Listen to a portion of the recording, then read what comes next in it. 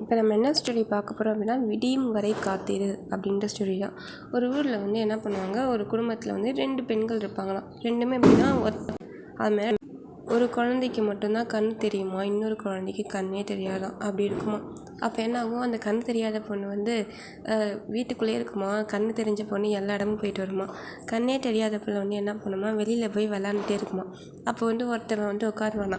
உட்காந்துட்டு அவன்கிட்ட கேட்குமா, இது மாதிரி இந்த உலகம் எப்படி இருக்கும் அப்படின்னு கேட்குமா. அப்போ அந்த குழந்தை சொல்லுமா, அவன் கூட இருக்கிறவன் காதல்னு சொல்லுவானா, இது வந்து என்ன அழகாக இருக்கும், வெளிச்சமாக இருக்கும், பூக்கள்லாம் இப்படி இருக்கும், பறவை பறக்கும், இப்படி பறக்கும் அப்படின்னு சொல்லிகிட்டே இருப்பானாம்.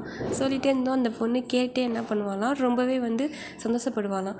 தினமும் போய் இப்படி உட்காந்து சொல்லிகிட்டே இருப்பானா. ஒரு டைம் வந்து என்ன பண்ணுவானா, இதுமாதிரி சொல்லிகிட்டே இருந்ததும் உடனே வந்து நாளைக்கு வா, நான் கண்டிப்பாக வந்து என்ன பண்ணுறேன்னா, நான் உனக்கு ஒரு முக்கியமான விஷயம் சொல்ல போகிறேன் அப்படின்னு சொல்லிடுவானா. அதாவது தன்னோட காதல் சொல்ல போகிறான் அப்படின்னு நினச்சிட்டு இந்த பொண்ணு என்ன பண்ணுமா, அடுத்த நாள் கண்டிப்பாக போயிடணும் அப்படின்னு நினச்சிட்டே இருக்குமா.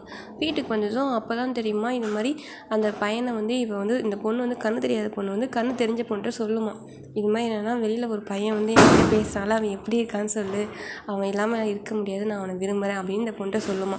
நாளைக்கு விடிஞ்சதும் அவன்கிட்ட போய் என் காதலை சொல்லிடுவேன், என்னை கல்யாணம் பண்ணிக்க சொல்லுவேன் அப்படின்னு சொல்லி அந்த பொண்ணு ரொம்ப ஆசைப்பட்டு வெயிட் பண்ணிட்டே இருப்பாளாம். கூட இருக்கிறவரை சொல்லிடுவாள். சொன்னதும் அவன் என்ன பண்ணுவானா, இவ்வளோ அழகாக இருக்கிறான், அவன் எப்படி இவ்வளோ கிடைக்க விடுவேன் அப்படின்னு சொல்லிட்டு என்ன பண்ணுவாளாம்.